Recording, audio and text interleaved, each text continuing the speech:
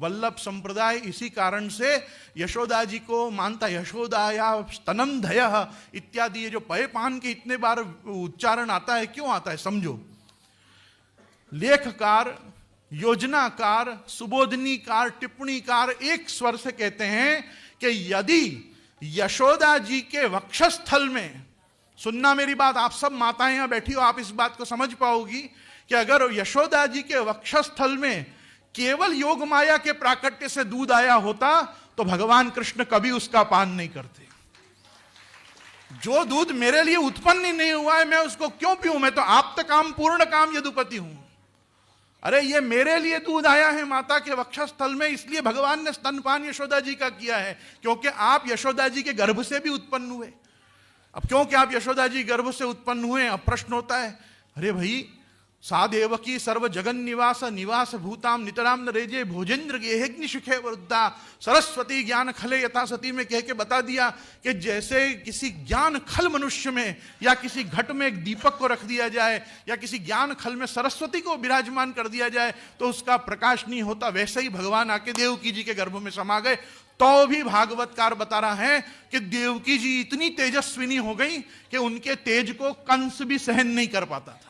अब विचार करो कि लोक वेद प्रसिद्ध पुरुषोत्तम के आ जाने पर देवकी जी का इतना तेज हो जाए और लोक वेदातीत साक्षात गोवर्धन धरण निकुंज नायक और ब्रज जन सर्वस्व गोपी जन वल्लभ के यशोदा जी के गर्भ में आने पर कोई तेज का निरूपण ही यशोदा जी के न हो तो ये कैसे संभव है? ये तैसे ही संभव है कि जब योग माया के साथ भगवान गर्भ में विराज रहे हों और योग माया का आवरण आपने स्वयं अपने ऊपर आविष्ट करके योग माया में उपाश्रित हुए हों तो ही यशोदा जी में वो तेज नहीं उत्पन्न होगा कि ये जो तेज अंदर विराज रहा है अभी नहीं बताना है किसी को। वो तेज का दर्शन ही तभी नहीं कराना है और देवकी जी में कराना है, क्योंकि सबको बताना है कि कंस को मारने वाला जो 8वां गर्भ है अब वो देवकी जी में आ गया, इसलिए देवकी जी के तेज से पूरा कारागृह दैदीप्यमान हो रहा है, लेकिन यशोदा जी के तेज का वर्णन नहीं है। इसी कारण पहले भगवान का प्रागट्य यशोदा जी के गर्भ से हुआ, पीछे पीछे योग माया का भी हुआ। क्यों? गच्छ देवी व्रजम भद्रे गोप गोपीरलंकृतम में भगवान ने स्पष्ट आज्ञा की थी, प्राप्स्यामि त्वं यशोदायाम नंदपत्न्याम भविष्यत। तू मुझे कहां प्राप्त करेगी तेरा सब काम करके? यशोदा जी के गर्भ में मुझे मिलना, मैं यशोदा जी गर्भ में तेरे से मिलूंगा, अपन साथ में पैदा होंगे। वो पैदा साथ में हुई, क्या हुआ? अनुजा तो बनी, छोटी बहन तो बनी, ले उसको उठा के पटका, वो तो देवी बन के अंतर्ध्यान हो गई।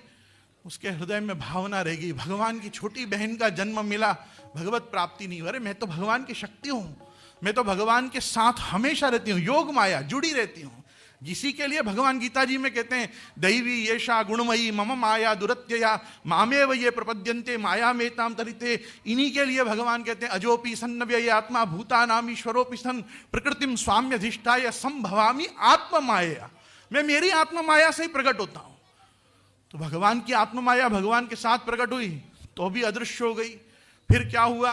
भगवान ने कहा कोई बात नहीं, थोड़ा इन लोगों को कारागृह से फ्री होने दो, देवकी वसुदेव को फिर थोड़ा रोमांटिक होने दो, फिर एक बच्चा 9वां करने दो, तब तू पैदा हो जाना। तब सुभद्रा जी के रूप में पैदा हुई। किस रूप में पैदा हुई? सुभद्रा जी के रूप में पैदा हुई। देवकी और वसुदेव से ही 9वें गर्भ के रूप में वो वापिस जो देवी हाथ से छूट गई थी, जो भगवान का मतलब की जगह पे लाई गई थी, वो वापिस पैदा हुई सुभद्रा जी। अब सुभद्रा जी बड़ी हुई, सुभद्रा जी भी यही टेंशन में बड़ी हुई, अरे मैं तो योग माया हूं, मैं तो भगवान की शक्ति हूं, भगवान के साथ रमण करने के लिए हूं, भगवान मेरे साथ सबके साथ मिलकर ब्रज भक्तों के साथ रमण करते हैं, ये फिर मुझे बहन बना दिया। एक दिन भगवान से विनती करी सुभद्रा जी ने, प्रभु ये क्या लीला है, होना चाहती हूं पत्नी बना देते हो बहन, कभी तो सुख दो। भगवान ने कहा अभी तो शांति रखो थोड़ा, लेकिन हाँ एक उपाय है, हम नर नारायण के जो अवतार में जो नर है वो इस समय अर्जुन है, तो अर्जुन के साथ भाग जा, और अर्जुन के साथ जब तू संबंध कर लेगी ना तो तेरे को वो आनंद जरूर प्राप्त होगा कि जो मुझे पति रूप में प्राप्त होने का तुझे लेना है। करके उसको समाधान किया, करके भगवान ने सुभद्रा जी को भी अर्जुन के साथ सेटल इसीलिए किया क्योंकि उनके अंतरात्मा में भी इच्छा यही थी कि बार बार आपकी लीला को सिद्ध करने के लिए, ये वही है जिसका हमने कल वर्णन किया था ना, अपश्यत पुरुषम पूर्णम मायाम च तदुपाश्रयाम, ये हमेशा भगवान के साथ बैठी रहती है। ये भगवान के साथ यशोदा जी के गर्भ में भी बैठी, पहले भगवान को भेजा, प्रभु पधारो आप आगे, पहले प्रभु पधारे और प्रभु के पीछे पीछे ये स्वयं भी प्रकट हुई। और इसी कारण से शुकदेव जी ने जो बात कही वो बहुत सोचने लायक है। यशोदानंद पत्नीम च जातः परम बुद्ध्यतः, उसने परम को जन्म दिया। परम मतलब परमात्मा साक्षात। मत्ताना न तल्लिंगम परिशांत, उसका लिंग नहीं देख पाई। अरे लिंग है कहां? गजेंद्र जैसे को भी मालूम है, न स्त्री न षंडो न पुमान न जंतु। आप तो इनमें आते ही नहीं हो, न स्त्री हो न पुरुष हो न पुमान हो न जंतु हो न षंड हो। आप तो इन सब जेंडर के सारे विवेकों से ऊपर हो।